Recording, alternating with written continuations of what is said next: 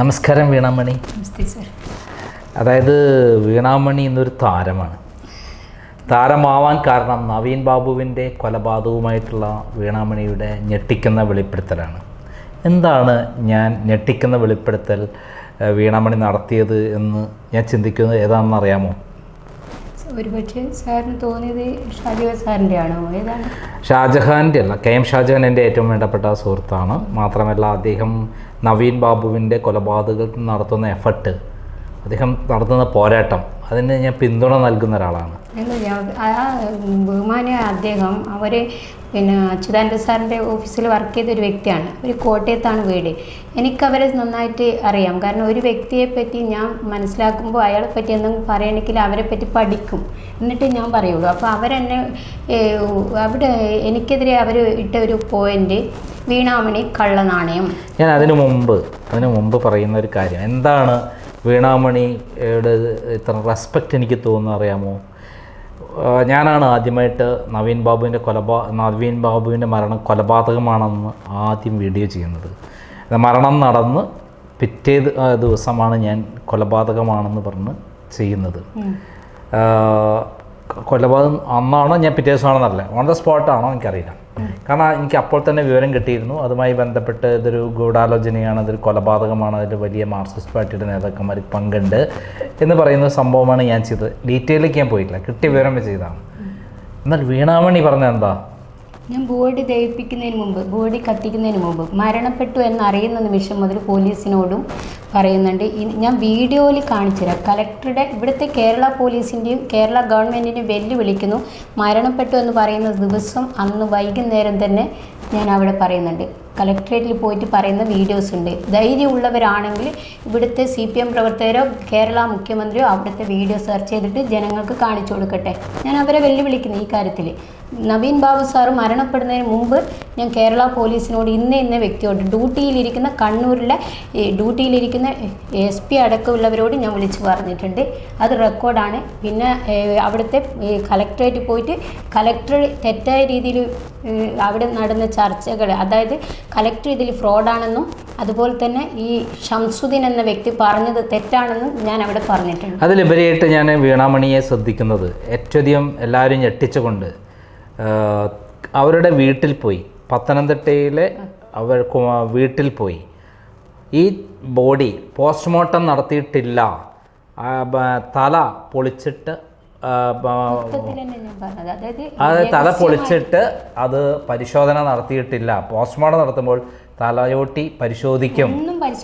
അപ്പം ഈ ഒറ്റ നോട്ടത്തിൽ നിന്ന് ആ ബോഡിയിൽ നിന്ന് മനസ്സിലാക്കാം, മുഖത്തു നിന്ന് മനസ്സിലാക്കാം അത് പോസ്റ്റ്മോർട്ടം നടത്തിയിട്ടില്ല. ഇത്ര തൻ്റെ ഇടത്തോട് കൂടിയിട്ട് ഇങ്ങനെ പറഞ്ഞു എന്നതിൻ്റെ തെളിവ് എവിടെയാ അറിയാമോ? അതെ, അവിടെ ഒരു വീഡിയോ എടുത്തു വെച്ചിട്ടുണ്ട്. മലയാളി വാർത്ത എന്ന് പറയുന്ന നമ്മുടെ KM ഷാജഹാൻ ഏറ്റവും കൂടുതൽ വർക്ക് ചെയ്യുന്ന ചാനലിൻ്റെ അവിടുത്തെ റിപ്പോർട്ടർമാരാണ് വീണാമണിയുടെ വീഡിയോ പുറത്തു കൊണ്ടുവന്നത്. അങ്ങനെയാണ് ഞാൻ വീണാമണിയെ ശ്രദ്ധിക്കുന്നത്. വീണാമണിയെ കാണണം. കാരണം ഞാനും ഫൈറ്റ് ചെയ്യുന്നത് അതന്നെ, വീണാമണിയും ഫൈറ്റ് ചെയ്യുന്നത് തന്നെ. ചില വ്യത്യാസങ്ങളും അഭിപ്രായ വ്യത്യാസങ്ങളൊക്കെ ഉണ്ട് പല കാര്യങ്ങളിലും. ഞാൻ തന്നെ പല കാര്യങ്ങളും ചെയ്ത് എനിക്ക് കിട്ടുന്ന വിവരങ്ങൾക്കനുസരിച്ചാണ്. പക്ഷേ അതൊരു കൊലപാതകമാണെന്നുള്ളത് സമർത്ഥിച്ചുകൊണ്ടുള്ള വാർത്തയാണ് ഞാൻ ചെയ്തത്. അതേപോലെ വീണാമണി ചെയ്യുന്നത്, വീണാമണി അതിനെ കൊലപാതകമാണ് എന്ന് പറഞ്ഞുകൊണ്ടാണ് വാർത്ത ചെയ്യുന്നത്. അതിൽ ഏറ്റവും പ്രധാനപ്പെട്ടത് വീണാമണി ഞെട്ടിച്ചുകൊണ്ട് ഇത് കൊലപാതകമാണെന്ന് പറയുകയല്ല, തെളിവ് അവരുടെ വീട്ടിൽ ചെന്ന് അവരുടെ ആ നവീൻ ബാബുവിൻ്റെ ബോഡി നോക്കി, ആ തലയോട്ടിയിൽ നോക്കി ഇത് പോസ്റ്റ്മോർട്ടം നടത്തിയിട്ടില്ല എന്ന് വിളിച്ചു പറയുകയാണ് ചെയ്തത്. അത് അന്ന് ശ്രദ്ധിച്ചിരുന്നെങ്കിൽ, ആ കുടുംബം ശ്രദ്ധിച്ചിരുന്നെങ്കിൽ, ആ നാട്ടുകാർ ശ്രദ്ധിച്ചിരുന്നെങ്കിൽ, ആരെങ്കിലും ഒരാൾ ഏറ്റെടുത്ത് ശ്രദ്ധിച്ചിരുന്നെങ്കിൽ, പോസ്റ്റ്മോർട്ടം ആവശ്യപ്പെട്ടിരുന്നെങ്കിൽ ഇപ്പോൾ നവീൻ ബാബുവിൻ്റെ മരണത്തിൻ്റെ കഥ ഇങ്ങനെ ആയിരിക്കുമോ? ഉറപ്പായിട്ടും പ്രമുഖരായവർ ജയിലിൽ പോകും, ഉറപ്പാണ്. ഇപ്പം ഈ കോടതി അതായത് ഇപ്പം അത് കൊലപാതകമാണോ അല്ലേന്ന് തെളിയിക്കണ്ടേ? അല്ല, ഇനിയുമുണ്ട്. അതായത് ഗവൺമെൻറ് ഈ കേസിൻ്റെ അകത്ത് പഠിക്കുമ്പോൾ ഇവർ ഒരു രഹസ്യം നടത്തിയിട്ടുണ്ട്. അതായത് രഹസ്യമായിട്ട് കൊന്നതിൻ്റെ കൂടെ രഹസ്യമായിട്ട് FIR പോലും രഹസ്യമായിട്ട്. അതിൻ്റെ അകത്ത് ദിവ്യ മാത്രമല്ല, ഗവൺമെൻറ് ഉദ്യോഗസ്ഥനായ കലക്ടർ ഇതിൽ. ഞാൻ അതിലേക്ക് വരുന്നതിന് മുമ്പ് ഏറ്റവും പ്രധാനപ്പെട്ട കാര്യം, ഈ ബോഡി നമ്മൾ കത്തിച്ച് കളഞ്ഞില്ലെങ്കിൽ MV ജയരാജനും എല്ലാം കൂടെ കൂടിയിട്ടാണല്ലോ പോയി ആ കുടുംബത്തോട് പറഞ്ഞു എല്ലാം ഞങ്ങൾ ശരിയാക്കിയിട്ടുണ്ട്, എല്ലാം കൃത്യമായി നടത്തിയിട്ടുണ്ട്, വിശ്വാസം കൊടുത്തിട്ടാണല്ലോ അത് കത്തിച്ചത്. അവിടെ ഉണ്ടായിരുന്നല്ലോ വീണാമണി. ഉണ്ടായിരുന്നു. ആ കത്തിക്കാതെ അത് വീണ്ടും റീപോസ്റ്റ്മോർട്ടം നടത്തിയിരുന്നെങ്കിൽ ഇത് കൊലപാതകമാണെന്ന് തെളിയിക്കാൻ അധിക സമയം വേണ്ടമായിരുന്നോ? അതാണ് ഞാൻ അവിടെ പറഞ്ഞ വിഷയം. അനിയനോട് രഹസ്യമായിട്ട് പറഞ്ഞു. തലേ ദിവസം പരിയാരം മെഡിക്കൽ കോളേജിലെ എനിക്ക് വേണ്ടപ്പെട്ട ഒരു ഡോക്ടർ അവിടെയുണ്ട്, അവരോട് പറഞ്ഞു ഇത് പോസ്റ്റ്മോർട്ടം ചെയ്തിട്ടുണ്ടോ ഇല്ലയോ എന്ന് എനിക്ക് രഹസ്യമായിട്ട് പറഞ്ഞു തരണം. അന്ന് രാത്രി 12 മണിക്ക് പറയുന്ന എന്നോട് വിളിച്ചിട്ട് പോസ്റ്റ്മോർട്ടം ചെയ്യാണ്ട് MV ജയരാജനടക്കം അങ്ങോട്ടേക്ക് കൊടുത്തു വിട്ടു. പെട്ടി സാധനങ്ങളൊക്കെ ഷേവ് ചെയ്തിട്ട് വിട്ടു എന്ന്. ഒന്നും സ്കള്ള് മാത്രമല്ല, ഒന്നും പോസ്റ്റ്മോർട്ടം ചെയ്തില്ല. ആന്തരികാവയവം പരിശോധിച്ചതില്ല, നിങ്ങൾക്ക് തന്നെ അറിയാമല്ലോ സാറേ. അപ്പോൾ ആന്തരികാവയവം ലാബിൽ കൊണ്ടുപോയി പരിശോധിച്ച് ലാബിൽ സൂക്ഷിക്കണം. പിന്നെ ഭക്ഷണാവശിഷ്ടങ്ങൾ ഇത്ര ഗ്രാം ഉണ്ടെന്ന് രേഖപ്പെടുത്തുമ്പോൾ അത് ലാബിൽ കൊണ്ടുപോയി സൂക്ഷിച്ച് വെക്കണം. ഇതൊന്നും ഉണ്ടായില്ല. പിന്നെ എങ്ങനെയാണ് പോസ്റ്റ്മോർട്ടം ചെയ്തത്? അപ്പോൾ ഒന്നും പോസ്റ്റ്മോർട്ടം ചെയ്തിട്ടില്ല. അത് എൻ്റെയും അവിടുത്തെ ഒരു രഹസ്യമായിട്ട് ഞാൻ അവരെ പേരൊന്നും പറയില്ല. എൻ്റെ ഫോൺ കോളുകൾ പരിശോധിച്ചാൽ മനസ്സിലാവും. ബഹുമാനപ്പെട്ട കോടതിക്ക് ഇതിൻ്റെ അകത്ത് പോലീസ് നാടകം കളിച്ചിട്ടുണ്ട്. പോലീസിന് ഇതെല്ലാം അറിയാം ഇവരെ കൊന്നതാണെന്ന്. പക്ഷെ അവരെ കൊണ്ട് ഇത് ചെയ്യിപ്പിച്ചില്ല. പോലീസിനെ കൊണ്ട് FIR പോലും തെറ്റായ രീതിയിൽ ഇട്ടു. അതാണ് ഇടേണ്ടായത്. അതായത് രാജാവ് നഗ്നനാണെന്ന് വിളിച്ചു പറഞ്ഞ ഒരു ചെറിയ കുട്ടിയാണ്, അല്ലാതെ അവിടെയുള്ള ഏറ്റവും പ്രമുഖരായ ആളുകളല്ല. രാജാവ് എല്ലാ തരത്തിലും അഴിമതിക്കാരനും തട്ടിപ്പുകാരനും നഗ്നനും സദാചാര വിരുദ്ധ പ്രവർത്തനം നടത്തുന്ന ആളാണെന്ന് ആദ്യമായി വിളിച്ചു പറയുന്നത് ഒരു കുട്ടിയാണ്. അതേപോലെ തന്നെയാണ് നവീൻ ബാബുവിൻ്റെ കൊലപാതകത്തിൽ പ്രമുഖരായ പല ആളുകളും കൂടെ ഉണ്ടായിട്ടും വിളിച്ചു പറയാൻ ആ ബോഡി പോസ്റ്റ്മോർട്ടം നടത്തിയിട്ടില്ല, തലയോട്ടി തുറന്നിട്ടില്ല, ഒറ്റ നോട്ടത്തിലെ ബോഡി ഇങ്ങനെയാണെന്ന് വിളിച്ചു പറയാൻ തൻ്റെ ഇടം കാണിച്ച വീട്ടിൽ പോയി, പത്തനംതിട്ടയിലെ നവീൻ ബാബുവിൻ്റെ വീട്ടിൽ പോയി ധൈര്യപൂർവ്വം വിളിച്ചു പറയാൻ മുന്നോട്ട് വന്ന ഒരു യുവതിയാണ് വീണാമണി. ആ വീണാമണി പറയുന്ന കാര്യത്തിൽ നിന്നാണ് ഞാൻ വീണാമണിയെ ശ്രദ്ധിക്കുന്നത്. ഇവിടെ ഞാൻ ശ്രദ്ധിക്കുന്ന കാര്യങ്ങൾ, വീണാമണി പല കാര്യങ്ങളും പറഞ്ഞിട്ടുണ്ട്, യോജിപ്പില്ലാത്തതുകൊണ്ട് എനിക്ക്. അപ്പോൾ ഇവിടെ ഞാൻ പറയുന്നത് ഷാജഹാനും KM ഷാജഹാനും ഫൈറ്റ് ചെയ്യുന്ന ഒരാളാണ്. വീണാമണിയും KM ഷാജഹാനും ഒന്നിച്ച് മുന്നോട്ട് പോകണമെന്നാണ് എനിക്ക് റിക്വസ്റ്റ് ചെയ്യാനുള്ളത്. നിങ്ങൾ പരസ്പരം കാണണം, പരസ്പരം ആശയം പങ്കിടണം, എന്നിട്ട് ഒരു കോമൺ ഇഷ്യൂവിന് വേണ്ടി ഫൈറ്റ് ചെയ്യണം. അതിൽ ഏറ്റവും അധികം പല സഹായങ്ങളും വീണാമണിയിൽ നിന്ന് ഷാജഹാന് കിട്ടും എന്നുള്ളതാണ് ഞാൻ മനസ്സിലാക്കുന്നത്. എന്തെല്ലാം കാര്യങ്ങളാണ് വീണാമണി ഇതിനകം പറഞ്ഞിട്ടുള്ളത്? നവീൻ ബാബു സാറിൻ്റെ മരണവുമായി ബന്ധപ്പെട്ടിട്ട് അനുജനോട് വീട്ടിൻ്റെ അവിടെ മലയാലപ്പുഴ ദേവീക്ഷേത്രത്തിൽ നിന്ന് ഒരു ഓട്ടോറിക്ഷയിലാണ് ഞാൻ പോകുന്നത്. അപ്പോൾ അവിടെ ആ വീട്ടിൽ പോയിട്ട് രാവിലെ പ്രഭാതത്തിൽ ഒരു 6:45 സമയമാകുമ്പോഴേക്ക് ഞാൻ അവിടെ എത്തുന്നുണ്ട്. അപ്പോൾ അവരോട് രഹസ്യമായിട്ട് അകത്തിരുന്നിട്ട് സംസാരിച്ച വിഷയങ്ങളായിരുന്നു. പോസ്റ്റ്മോർട്ടം ചെയ്തിട്ടില്ലായിരുന്നു. ഏതെങ്കിലും ഒരു നല്ലൊരു ഹോസ്പിറ്റലിൽ കൊണ്ടുപോയിട്ട് ഇത് പോസ്റ്റ്മോർട്ടം ചെയ്യണമെന്ന്, ഇത് ദേഹം അതായത് ബോഡി മുഴുവനും ഒന്ന് അഴിച്ചു നോക്കി നിങ്ങൾ പരിശോധിക്കണമെന്നായിരുന്നു ഞാൻ സാറിനോട് പറഞ്ഞു. അപ്പോൾ സാർ എന്നോട് ചോദിച്ചൊരു ചോദ്യം തിരിച്ചിട്ട്, ഇത് കേരളത്തിലെ എല്ലാ ഹോസ്പിറ്റലുകളും CPMൻ്റെ അല്ലേ, അപ്പോൾ പിന്നെ നമ്മൾക്ക് ഇതെന്താണ് കാര്യമെന്ന് ചോദിച്ച്. അപ്പോൾ ഞാൻ പറഞ്ഞത് അമൃതാനന്ദമയി ഹോസ്പിറ്റലിൽ നിങ്ങൾക്ക് അവിടുന്ന് പോസ്റ്റ്മോർട്ടം ചെയ്യാൻ, അല്ലെങ്കിൽ കേരളത്തിന് പുറത്തുള്ളൊരു ഹോസ്പിറ്റൽ തിരഞ്ഞെടുക്കാം. ഇതിന് ഷെർലി വാസു ഹൈക്കോടതി ജഡ്ജിയായിരുന്ന ഷെർസി മേഡത്തിൻ്റെ അനുജത്തി സൗമ്യ വധക്കേസിൽ, അല്ലെങ്കിൽ അദ്ദേഹം ആ മേഡം ചെയ്തിരിക്കുന്ന എല്ലാ പ്രവർത്തനങ്ങളും സത്യസന്ധമായിട്ടായിരുന്നു അവരുടെ പോസ്റ്റ്മോർട്ടം റിപ്പോർട്ടുകൾ മുൻകാലത്തിൽ നമുക്ക് മനസ്സിലാവും.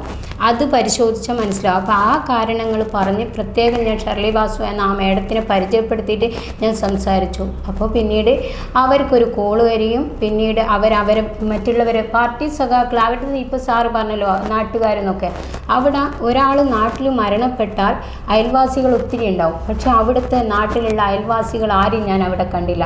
അവരെയൊക്കെ മനഃപൂർവ്വം മാറ്റിയിട്ട് ഒരു 5-6 ഗുണ്ടകൾ, ഞാൻ അവിടെ പോകുമ്പോൾ ചാനലുകാർ ഇഷ്ടം പോലെയുണ്ട്, പക്ഷേങ്കിൽ അവിടെ ഉണ്ടായിരുന്നത് ഒരു അയൽവാസി 2 അയൽവാസിയല്ല പാർട്ടി സഖാക്കളുടെ 2 പേര് മാത്രം. പിന്നീട് മലയാലപ്പുഴ മോഹനൻ എന്ന വ്യക്തി വരുന്നു, എൻ്റെ ഡ്രസ്സ് പരിശോധിക്കുന്ന നവീൻ ബാബു സാറിനെ കൊല്ലുന്നതിൻ്റെ വീഡിയോസ് എൻ്റെ കയ്യിലുണ്ട്, ഇങ്ങനെ എടുക്കടി അങ്ങനെയൊക്കെ പറഞ്ഞിട്ട് അങ്ങനെ അഭിമാനത്തെ ക്ഷതേൽപ്പിക്കുന്ന രീതിയിൽ ഈ ബാഗ് പരിശോധിക്കുന്നു, എന്നെ ഉപദ്രവിക്കാൻ നോക്കുന്നു. അങ്ങനെയൊക്കെ ചെയ്ത് അവർ തന്നെ പോലീസിനെ വിളിക്കുന്നു.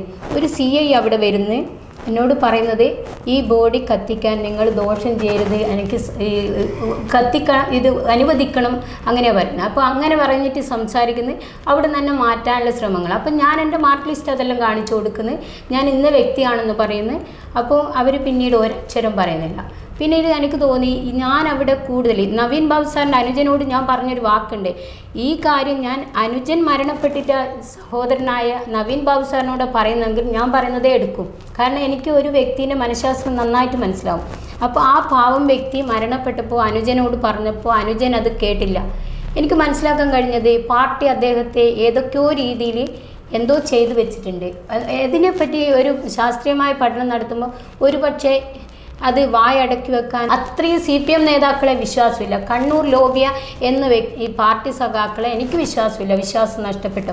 അപ്പോൾ ഈ കണ്ണൂരിലെ ലോബിയനെ പാർട്ടി സഖാക്കളെ നവീൻ ബാബു സാറിൻ്റെ അനുജൻ വിശ്വസിച്ചു. സ്വന്തം സഹോദരനേക്കാൾ ഒരു പക്ഷേ പാർട്ടി സഖാക്കൾ എന്തോ അവിടെ അദ്ദേഹത്തിൻ്റെ വായടക്കാൻ വേണ്ടി ചെയ്തു വെച്ചു. അതെന്താണെന്ന് എനിക്ക് ശരിക്കും അല്ല, ഞാൻ കരുതുന്നത് മാർക്സിസ്റ്റ് പാർട്ടിയിൽ അവർ അന്ധമായി വിശ്വസിച്ചിരുന്നു. കണ്ണൂരിലെ CPM ജില്ലാ സെക്രട്ടറി MV ജയരാജൻ തന്നെ അവിടെ മരിച്ച് ബോഡിയുമായി എത്തുമ്പോൾ അദ്ദേഹത്തിൻ്റെ വാക്കുകൾ വലിയ വില കൽപ്പെടുത്തിയിട്ടുണ്ടാവും.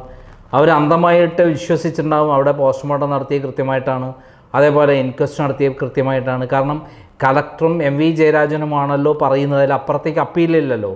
ഞാനത് ചോദിക്കട്ടെ, ഒരു അഡ്വക്കറ്റ് അല്ലേ ഇവർ നവീൻ ബാബു സാറിൻ്റെ അനുജൻ? കളക്ടർ ഒരു അഡ്വക്കറ്റിൻ്റെ ബുദ്ധിയിൽ കഴിഞ്ഞ അല്ല, അത് ആ സമയത്ത് അവരെ സംബന്ധിച്ചിടത്തോളം അവർ ആ ദുഃഖത്തിൽ നിൽക്കുകയാണ്. ഒരു പാർട്ടിയുടെ CPMൻ്റെ ജില്ലാ സെക്രട്ടറി വന്ന് പറയുമ്പോൾ കൂടെ വരില്ലേ? അല്ല, കൂടെ വന്നാലും ഒരു സഹോദരനാണ് മരണപ്പെട്ടത്. ഇദ്ദേഹം ഒരു ലേഡി കണ്ണൂരിൽ നിന്ന് ഇത്രയും ദൂരെ പാഞ്ഞു വന്നിട്ടുണ്ട്.